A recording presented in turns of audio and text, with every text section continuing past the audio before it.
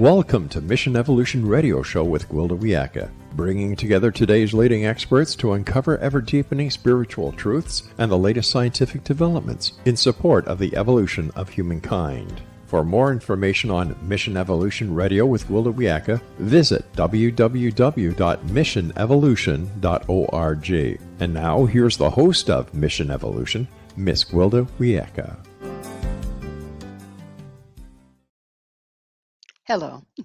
Whether you're new to the show or an old friend, I'm so glad you can join us. Mission Evolution is the place to find the latest knowledge from today's leading experts. This hour, we'll look into the wake-up call. The shift of consciousness is upon us. In numerous myths, legends, prophecies from multiple cultures predict these very times as one of great change and upheaval. Many also indicate that humankind will take a giant leap of consciousness. What is this mysterious shift in consciousness? How will it impact us as individuals and as a whole? With us this hour to explore the concept of the shift is Rob MacGREGOR. Rob has been a professional writer of both nonfiction and fiction books since 1984. He's written extensively on the pursuit of inner paths. His nonfiction books on synchronicity, dreams, yoga, meditation, and the mysteries of the unknown reflect such inner journeys. With his wife, Trish, he co-authored their latest book, The Shift, Reports from the Mystical Underground. His website, themysticalunderground.com. Rob, thanks very much for joining us on Mission Evolution. Thanks for the invitation. It's lovely to be able to spend some time with you. Now, I know you get a lot of this, Rob, but can you tell us a little bit about, I understand you wrote Indiana Jones series. What prompted that? Synchronicity, I guess. It's something that kind of fell into my lap. I was well prepared to write about an archaeologist since I went to college to study archaeology, actually. But I got to my junior year and I took a journalism class and I said, this looks like an easier path to getting a job afterwards, since I'd have to take several more years of college. And there are only several hundred archaeologists in the world that were actually working. And so I changed to journalism as a major, and after college got into writing, into working on newspapers, daily newspapers and magazines as a writer and editor. And what I would do is I would work for about a year and a half, saving my money, and then just take off. I would go to Mexico, Central and South America, Europe, North Africa, and trips for anywhere from 2 weeks to 6 months. And I'd always be headed right to the ruins because that's always been my interest. And so I had traveled extensively. And at one point in my career, I came across I interviewed a young woman, and it turned out to be Trish, who became my wife. And we both quit our jobs after a couple of months and had about $5,000 saved and took off, got married and went to our honeymoon to Ecuador and Chile, and came back and started working as travel writers at first. And then Trish got her first novel published. She had written at that point when I met her, she was on her 6th unpublished novel. I edited that one for her, and it sold on like the 25th attempt. Editor who read it bought it. And shortly after that, I sold a nonfiction book. And so we both quit our temporary jobs. We've been working part-time, Trish teaching English as a second language to Cuban refugees mostly, and then I was working on a weekly newspaper in South Florida. Both quit our jobs and struck out as freelancers, and we lasted about 2-3 months when we ran out of money. But we just kept plugging away at it, and gradually Trish sold her novel. I sold mine after about a year, and we've been pretty much at it ever since. And so what happened with the Indiana Jones, I had written a couple of adaptations of television. We'd worked on uh, it slips my mind now. Famous television show. I can't think of it right now. And anyhow, we'd got the opportunity to. I got the opportunity to write adaptation of a couple of episodes of a television series, and I did that. And the editor said, "Oh, can you do another one? The writer has just dropped out, and can you do it real fast?" So I did. I worked on it and got it out. And as a reward, she said, "How would you like to write the adaptation of Indiana Jones and the Last Crusade, the third movie?" And I said yes, and I did that. And I was told by Lucasfilm that, okay, you got 8 weeks, but if you can finish this in 6 weeks, we'll give you a bonus. So I plugged in and finished it in 6 weeks. And to my surprise, it made the New York Times bestseller list. And then they asked me, "How would you like to write original Indiana Jones novels?" And George Lucas said, "Let's go back to the 1920s when he's just starting his career." And that's what I did. All 6 of those novels take place in the 1920s. So that's And what they're I did. wonderful novels, absolutely wonderful. So I feel very honored to get to Yeah, ask you about them. And yeah. now you've shifted nonfiction for this latest book, The Shift. Mhm. Um, what what is it about exactly? What is the shift? The shift is an underlying shift in consciousness that's taking place involving hundreds of millions of people worldwide. And it's both personal and a collective experience. It's about connecting to a deeper part of ourselves, to a universal consciousness, increasing our abilities to see beyond our 5 senses. So it's beyond religion, politics, mainstream science, and it's overlooked by the mainstream media as well that focuses on conflict. So at the heart of it is like a growing recognition that we're all energetically entangled. Mm. Although in the everyday world it seems we're divided, and but at a deeper level, we're all interconnected.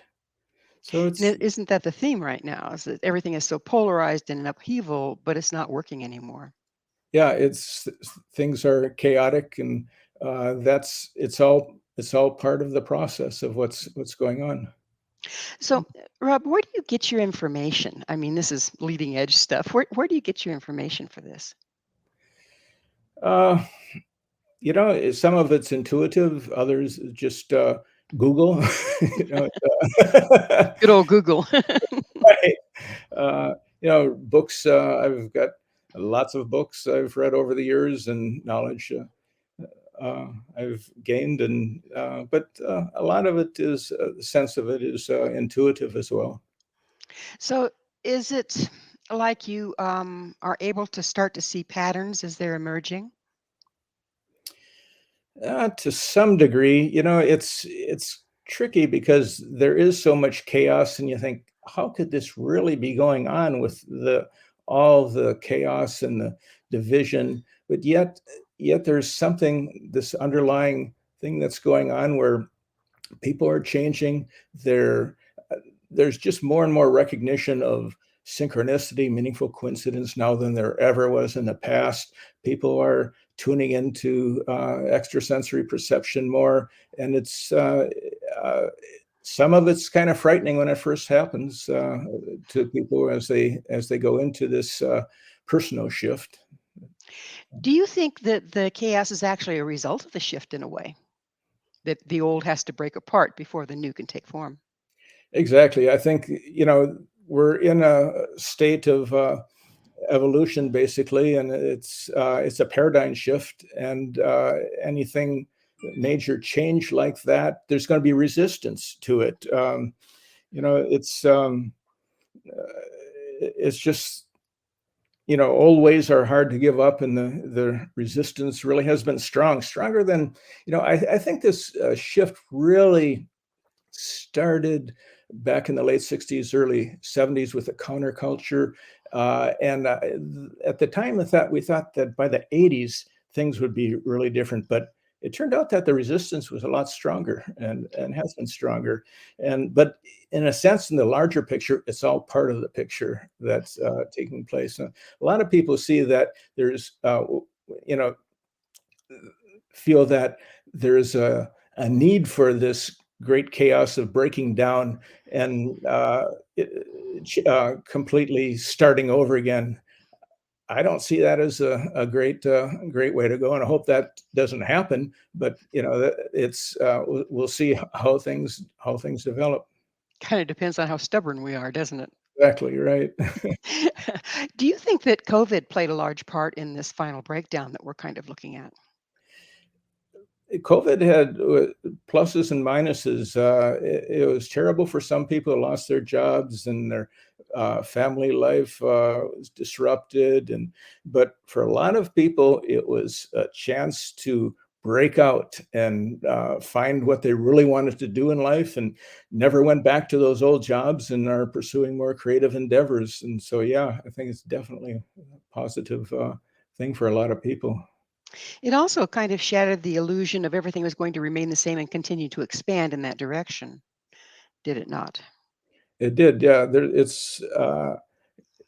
It just shook things up and continues to shake things up. And there's a lot of resistance, even related to COVID and the vaccines, and that's still going on. Although it seems like that should be drifting into the past as the COVID drifts into the past. But who knows? We'll see.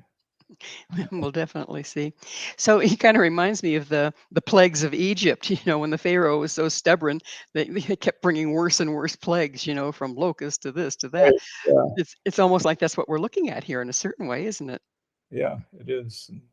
Uh, it's maybe there's could be another one coming that would create even worse situations. But now, hopefully, we're more prepared for it than we were, and hopefully we'll have leaders who will act quickly, because ultimately it could be very tragic for the entire world.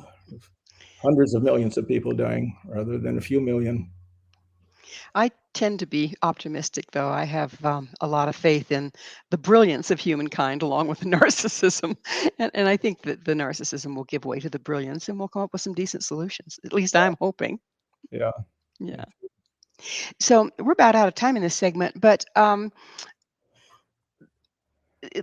this upheaval that we're going through at this time, and how do you see this emergence coming at the same time? I mean, it's like it's a parallel path, isn't it, of the consciousness coming forth?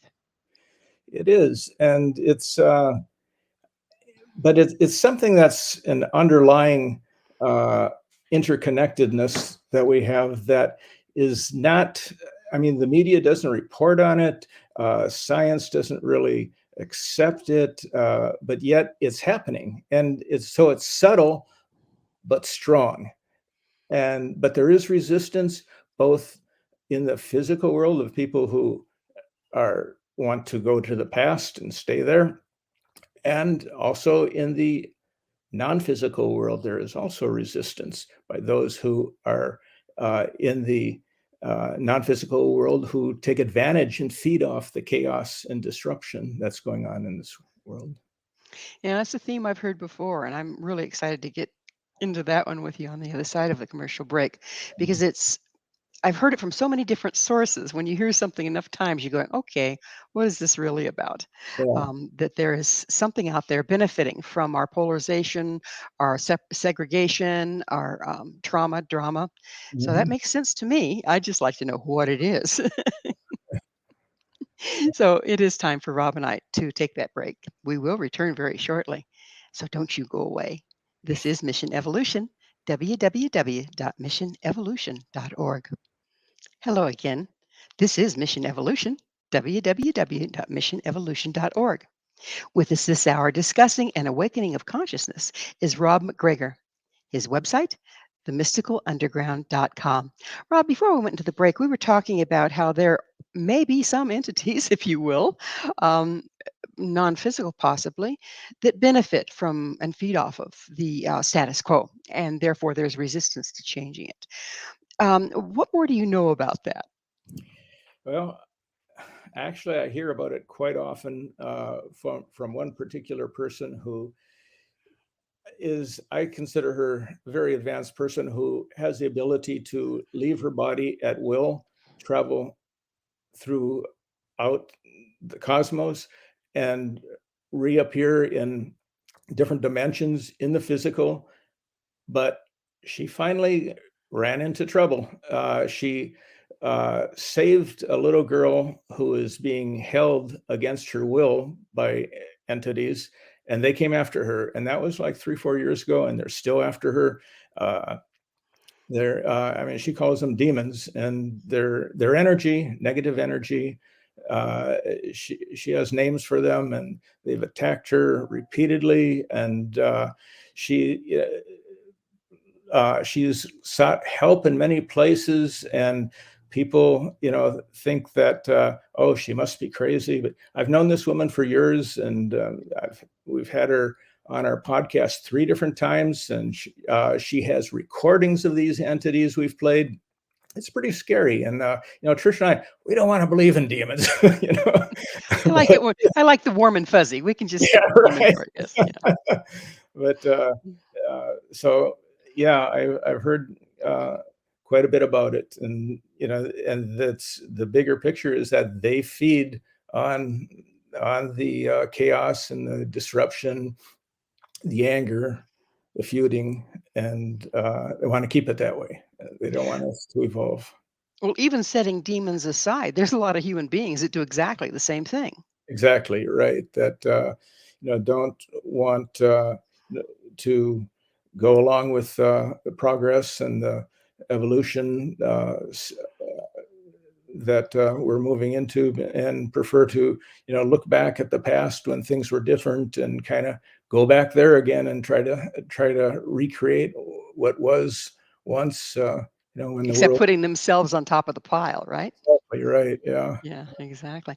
So there's has to be something that's causing this shift of consciousness. What is it exactly? Do you know? Well, I think it's our higher selves that are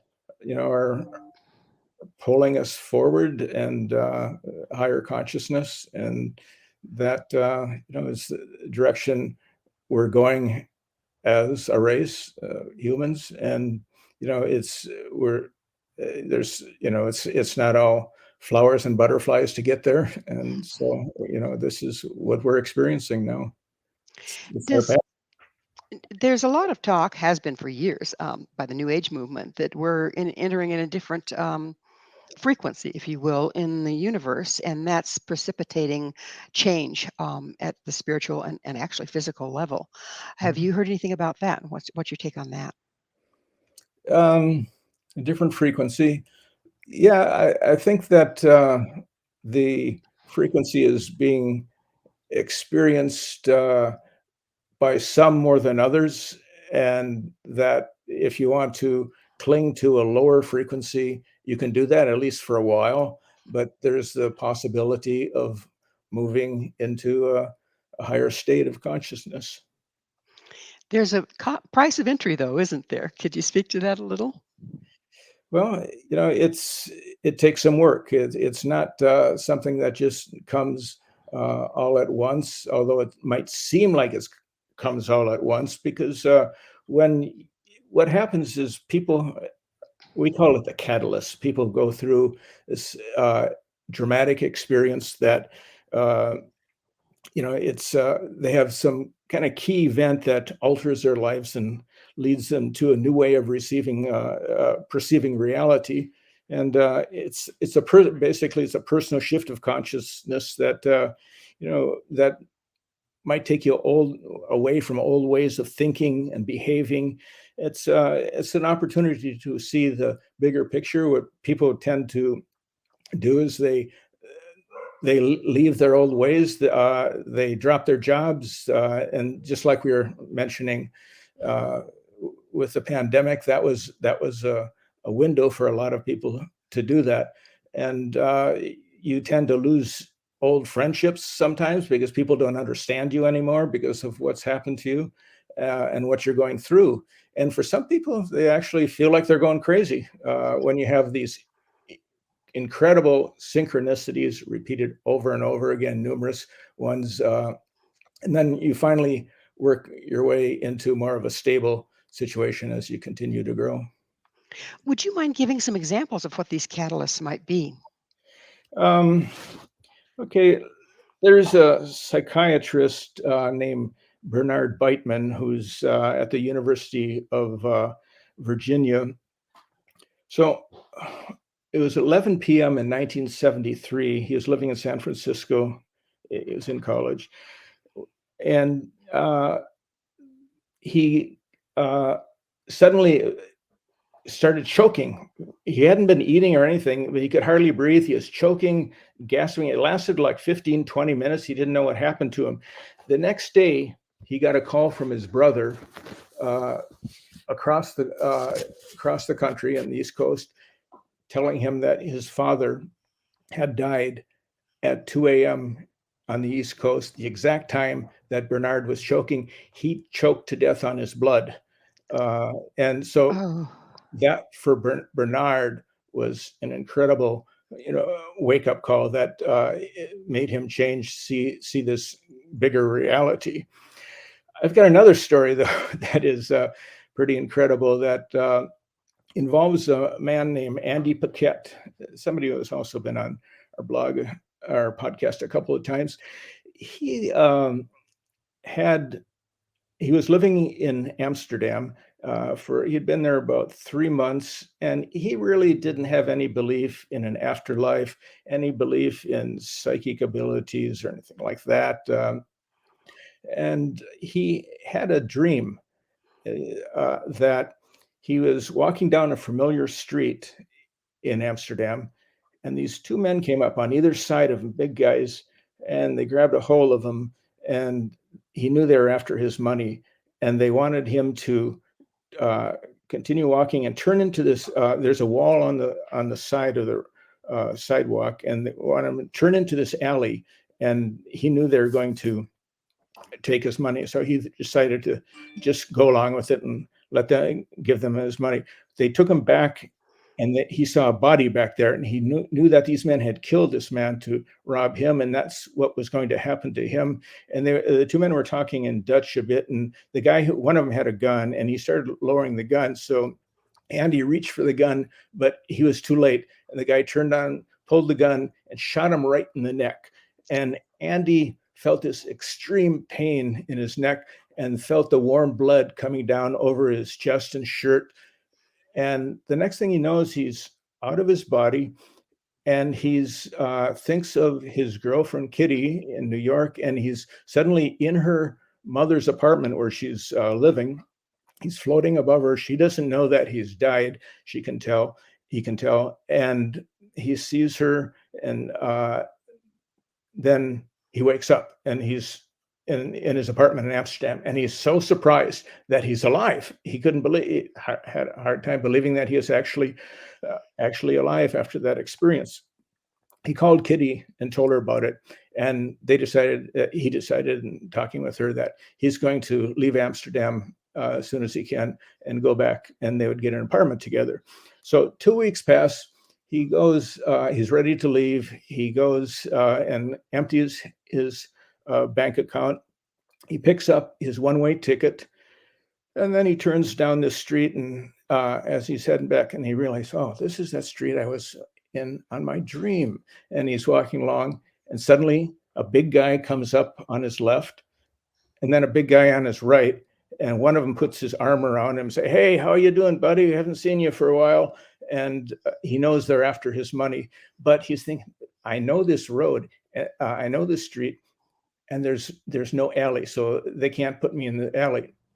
They keep walking, and he realizes that there has been this barrier along the way, and now the barrier has cleared, and there is an alley he sees for the first time, and it realizes he's no way that he is going into that alley with those guys because he knows what the results will be. So he tells them he speaks a little Dutch now, and he tells them that he's been here 3 years, and his money is just in guilders. He doesn't have much money, and one of the men releases him slightly, and he's kind of disappointed because they thought he was a tourist, and he takes advantage of it, breaks away, runs across the street, yelling to a newsstand, yelling that these men are attempting to rob him, and he gets to the newsstand, looks back, and the two guys are running down the road away from him, and he escapes. So he felt that dream he had was foreshadowed an actual experience that he would have, and he knew what to do to get away and save his life. Just amazing. Yeah. So, you mentioned another rabbit hole I'd like to go down. You mentioned that people are going through a lot as a result, of the shift as we start to undergo it as individuals, and it can be very disconcerting. It can be very frightening in a way. What signs and symptoms are we seeing here?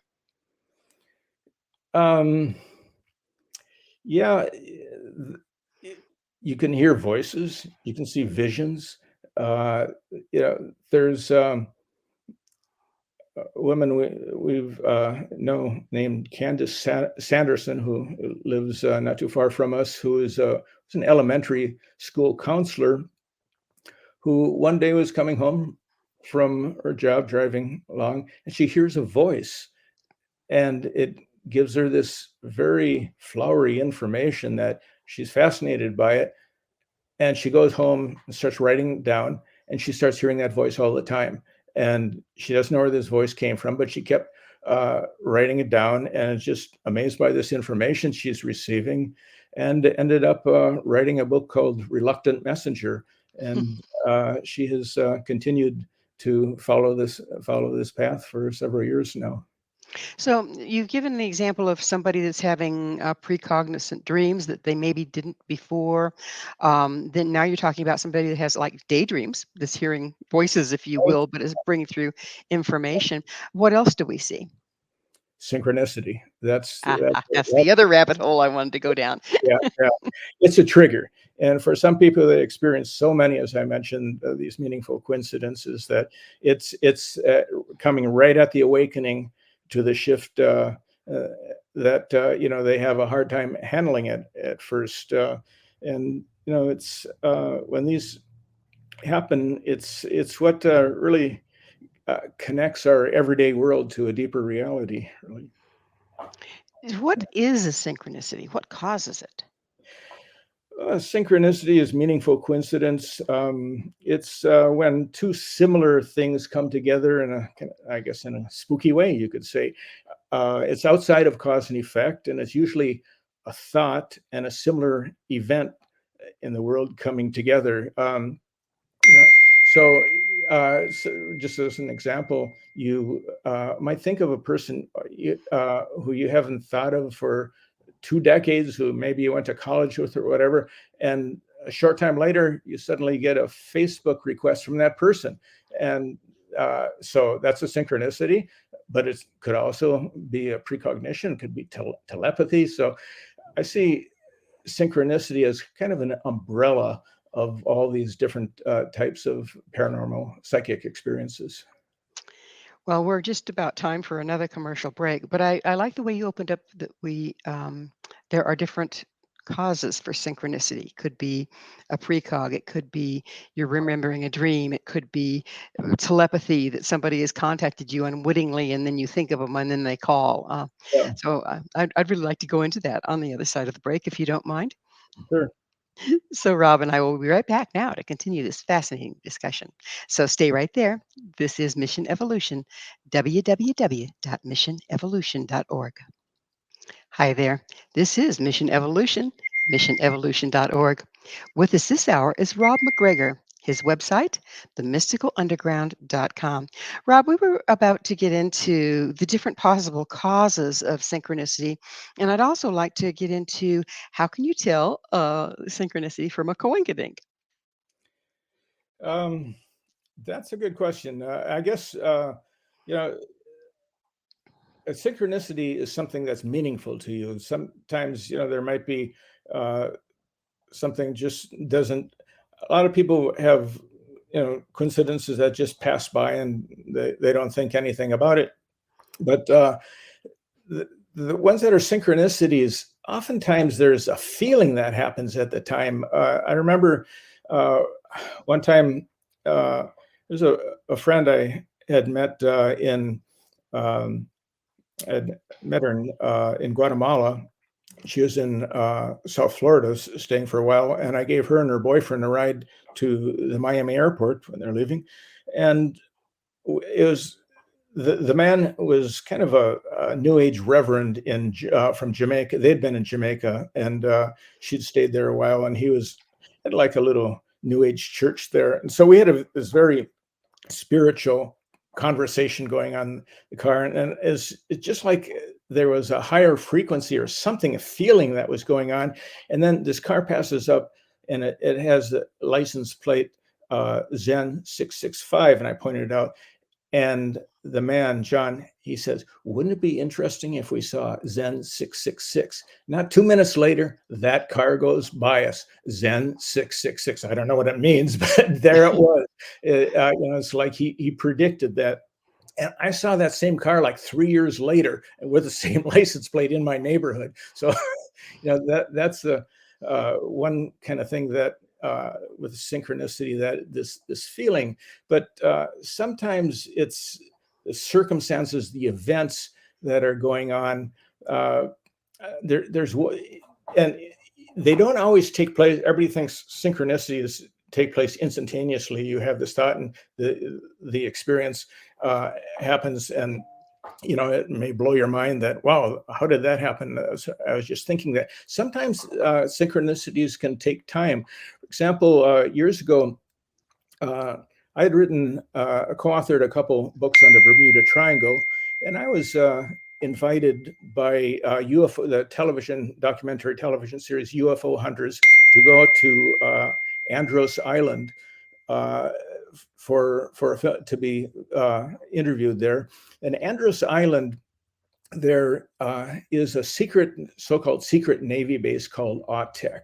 AUTEC is Atlantic Undersea Test and Evaluation Center. And what the UFO hunters were interested there about that place is that about 70% of the people who work there are civilians, and they had talked to several people who had seen these undersea UFOs or crafts. Most of this base, I should explain, is underwater, because right off it drops down like to 6,000 square feet right off the base. And so there's submarines there, and they do a lot of testing with submarines. But there's also something else going on there, and it's been called the Undersea Area 51. And so the UFO hunters wanted to interview the commander of the base. The producers had called over and over, and not only did they get a no, they never got any response at all. So after I was interviewed, and my co-author was interviewed, the head of the UFO hunters said, let's go over and see if we can get into the base, and maybe the commander will talk to us. So we got in this Jeep, drove over there. So we and was with the camera crew, and we got out maybe 50 yards away from the entrance. And we got out, and the camera crew got ready. And suddenly these two police cars came, went to the gate, and they didn't just point to the gate, they pointed at each other, like blocking the gate, which didn't seem a good sign. And then we heard this noise, and this black helicopter lifts up from behind the wall, hovers over us. And so Bill, who's the head of the UFO hunters, said, I don't think they're too welcome. They're not welcoming us here very much. So we backed away, and there was no interview. Couldn't get to the commander. Couldn't get inside for a tour, even which is what they wanted to do at first. So okay, several months go by.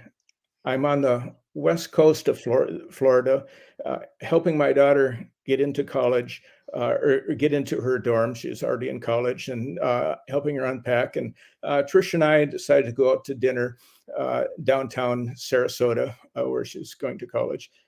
And we go to this. It's a Friday night. It's really crowded. We go to this restaurant. Most of it's outdoor seating, and there's a live band there, and it's really crowded. But we see two seats that are open on a high top table, and we ask the people, "Do you mind if we sit here?" And they say, "Okay, fine."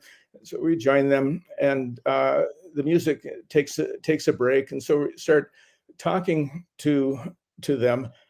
And the guy is the commander of AUTEC, who just retired, who was the commander at that base at the time we tried to get in. So here I am sitting across from him. And so I tell him about UFO hunters and how we tried to contact him and see him. And this is what amounts to a trickster synchronicity, because he said, "I want to talk to you. It's too noisy here." And he wrote down his email address, handed it to me in this little scrap of paper. And then he and his girlfriend said, "Oh, we're going to cross the street to this other bar. You want to join us?"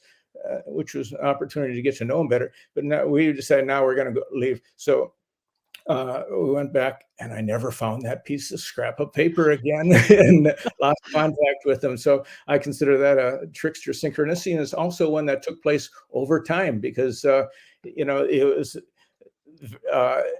the UFO hunters are really trying to contact that guy, and suddenly I'm sitting with him. So that's So what do you think, what role does synchronicity play in enlightenment, in spiritual awakening? So far I haven't made the connection there. It's well. Can I give a scientific description? That would be lovely, yes. Okay, so theoretical physicist David Bohm described reality as existing as an explicate order and an implicate order.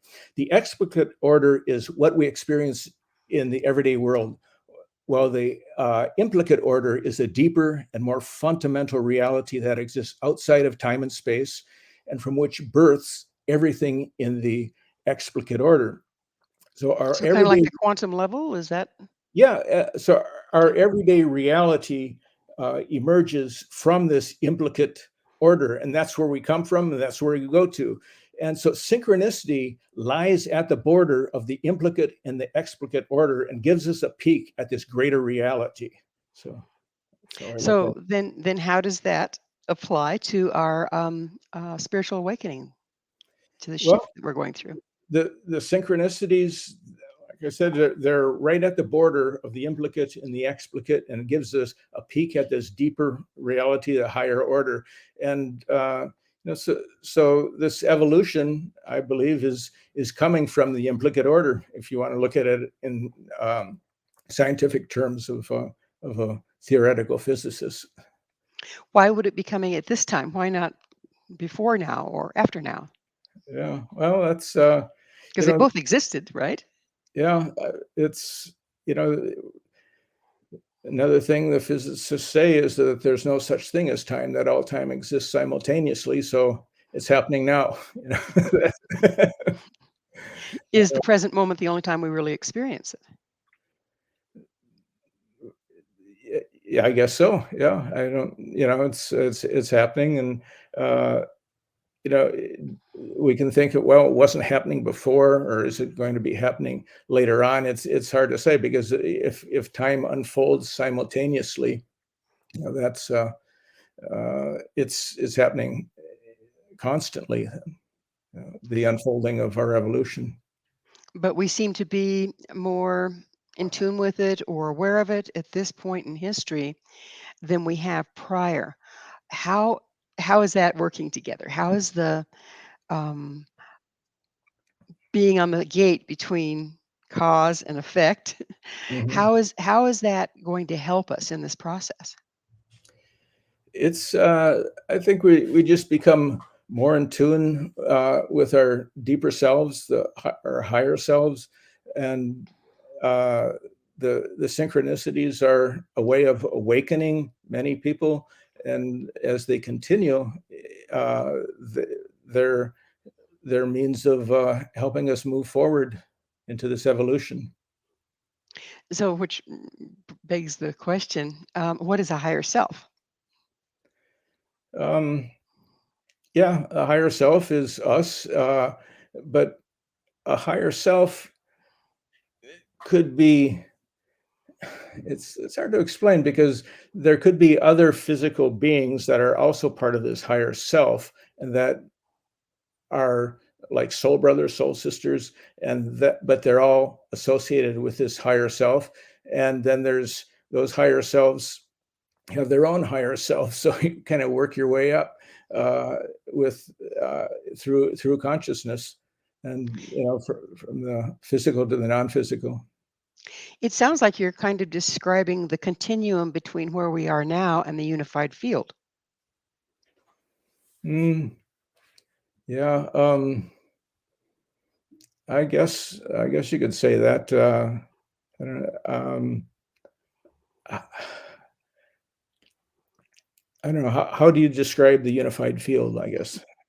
Well, that's when everything becomes resonant and is in contact with everything else, is connected with everything Right, else, yeah, rather than the segregation we experience here. right. Yeah, that's what we're moving towards and experiencing gradually. Or rapidly, as the case may be. Yeah, right. Sometimes can seem very rapid as these experiences happen. So, how can the average person use the concept of synchronicity to aid this process? It's interesting because it's not, you can't really say, okay, I'm going to have a synchronicity now. You can be one.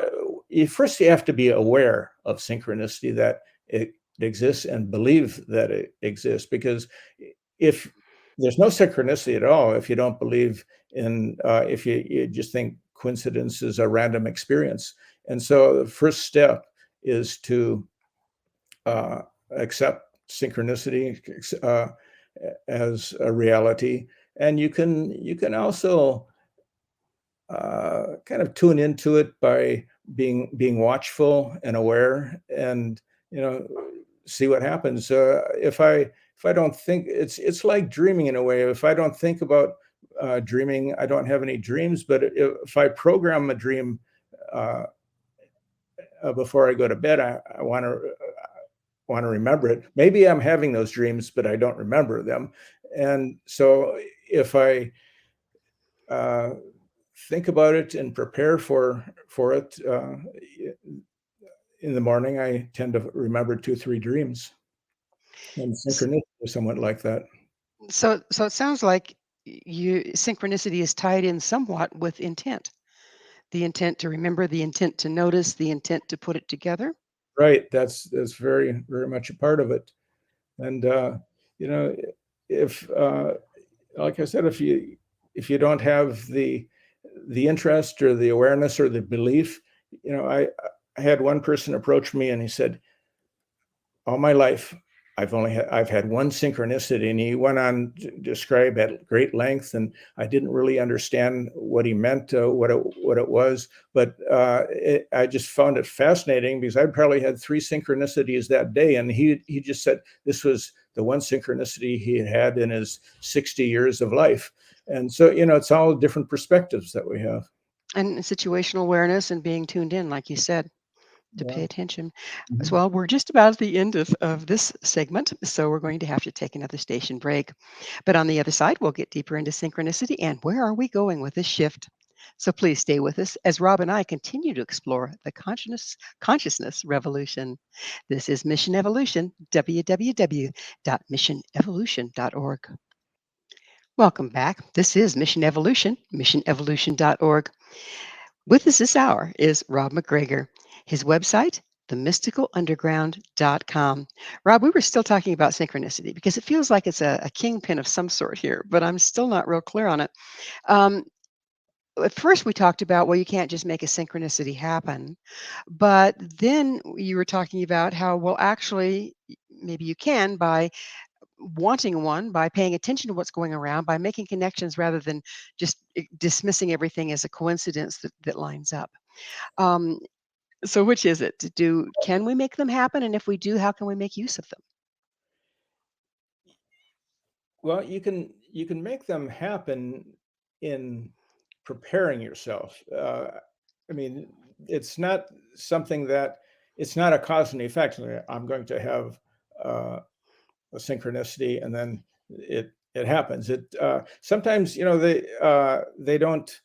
They just come mainly as a surprise without any preparation at all. Oftentimes, and you can also actually see other people experience synchronicity. I had one experience where I saw my wife have an incredible synchronicity. Uh, we were in she grew up in Venezuela, and we had gone back to Caracas, and we were just leaving uh, at the airport, and it was at a time when the Colombian drug cartel was trying to move cocaine uh, through Venezuela, through Caracas to Miami. And so there was a very strong military presence with all these young men, like 15, 16 years old, with these machine guns standing around. It's kind of scary. And so there was this table, and they said, put your luggage there, open it up, take it all out, and examine it. There was one man with nearby. He was a tall man. He was wearing a three-piece suit, and all he had was a briefcase. And he laid it on the table, and I said, "Open it." Now, this looked like somebody who might be in a little bit of trouble at that point. And so all these guys with the machine guns were leaning forward. We were kind of leaning forward. It was a very fevered environment at that moment. He unlatches it, lifts it up. There is only one thing in that briefcase, and it's Trisha's novel, Fevered. I mean, we didn't say anything to him. I mean, it wasn't I mean, she couldn't really say, "Oh, I wrote that book." We just wanted to get out of there.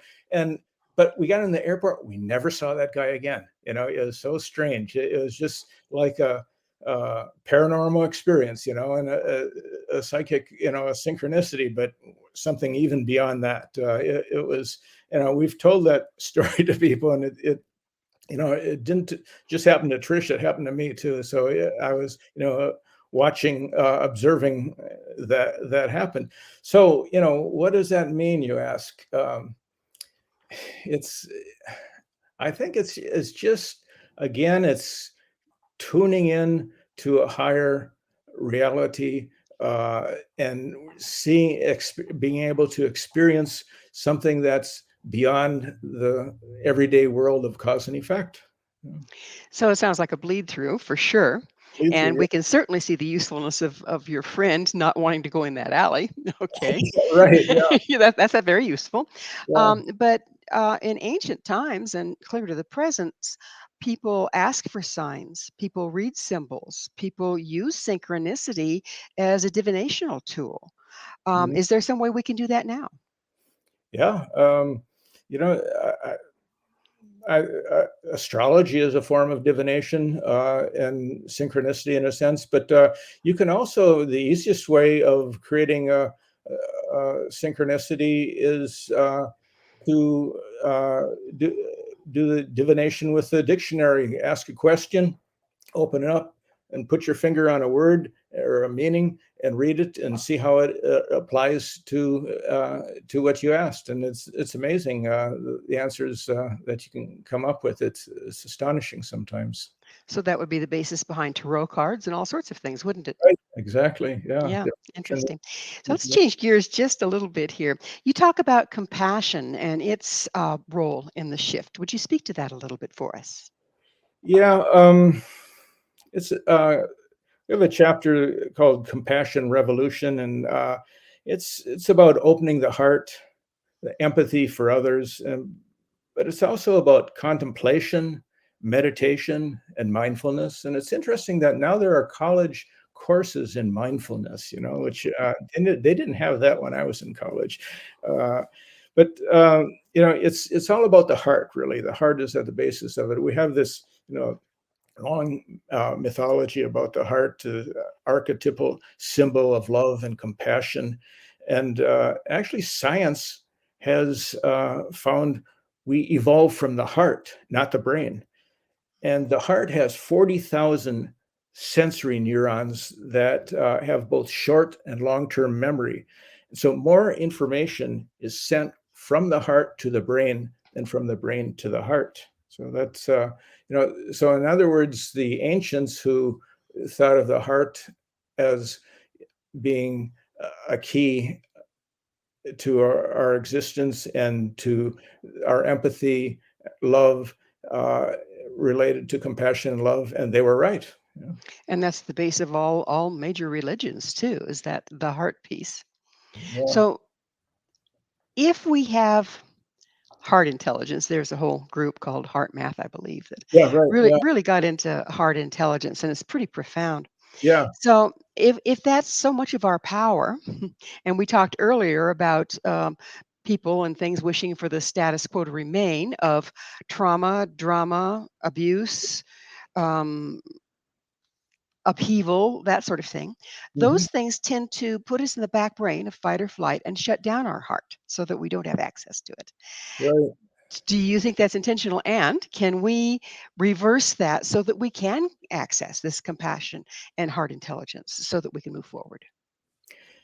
Yeah, and one of the ways of reversing it is not reacting to those who are doing those things and thinking those things and wanting those things that go take us back, and doing things that are contradictory to what we believe we should be doing.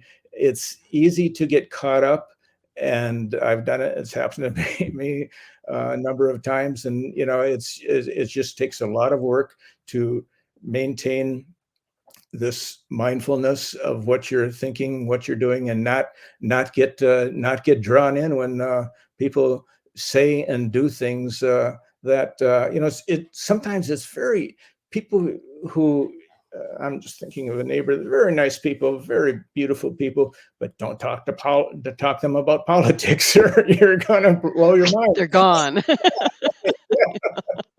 Yeah. I understand. Yeah, we stay away from politics and religion. Thank you very much.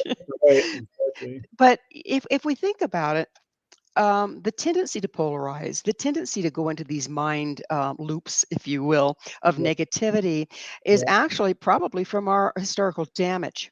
So, is this where the work comes in, that we have to unearth these places that make us vulnerable to kicking into polarization and to drama trauma? Yeah, I think that this is something we've got to go through and experience, and try to learn from it. And uh, it's a lot about self-awareness and dealing with it, and not allowing yourself to get caught up in it. And it's it's a challenge, and as we you know it's just something that we have to deal with. There, I'm thinking of this chant. Let's see. Uh, ah, it slips It my went go. It went away too. It went to the same place that the book you were thinking about earlier went, right? Miami Vice was the name of the book. See, it'll come back. We worked on Miami Vice. So, Yeah. so the if we are indeed experiencing a thinning between the veils, if you will, between the quantum level and the ordinary reality level, could also that be thinning the veils between what we're experiencing and feeling and that what other is experiencing and feeling? Ergo, how much of the trauma we're feeling is our own and how much of it is environmental? Hmm. It's a good point.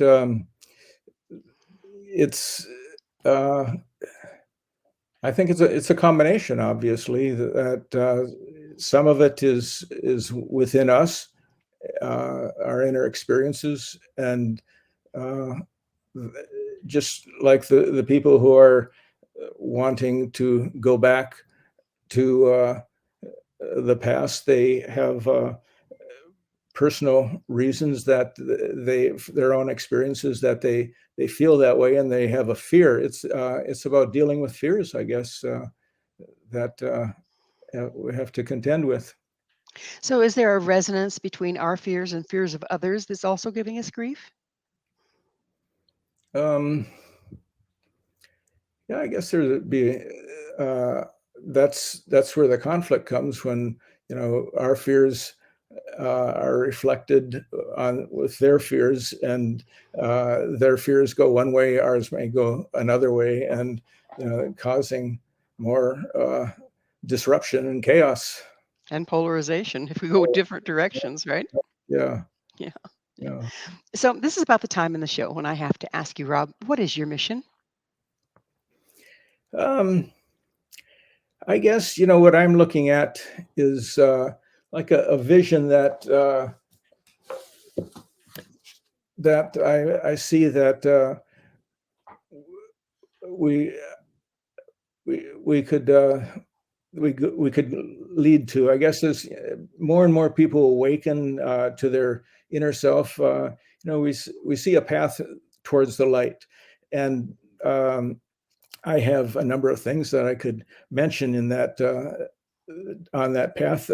So, using the principles of democracy as a springboard, what uh, might politics and culture in our lives be like after the shift? And here's a few ideas I have. So, people and corporations work for the greater good, not only for personal gain and larger profits at the cost of the greater good.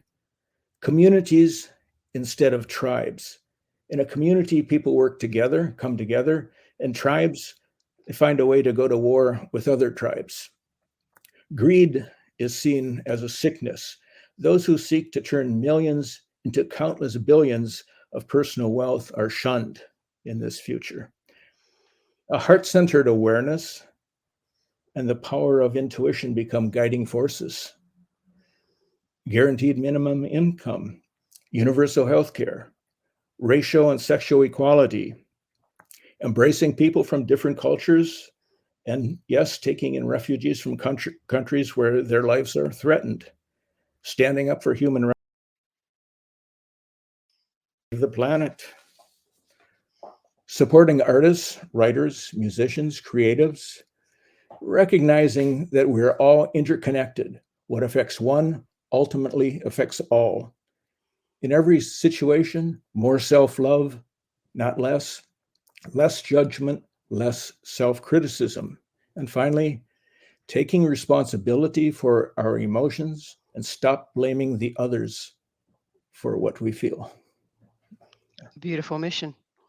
And if we're just about out of time, quickly, what's the first step anyone can take?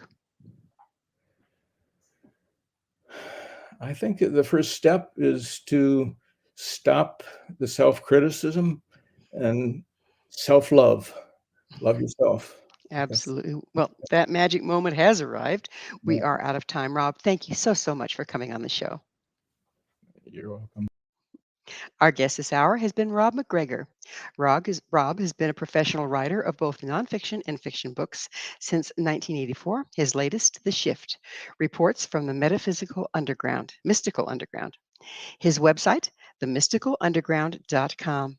This has been Mission Evolution with Gwilda Wiyaka. For more information or enjoy our past archived episodes, visit us at www.missionevolution.org. Please join us right here next time as this mission continues, bringing information, resources, and support to our evolving world.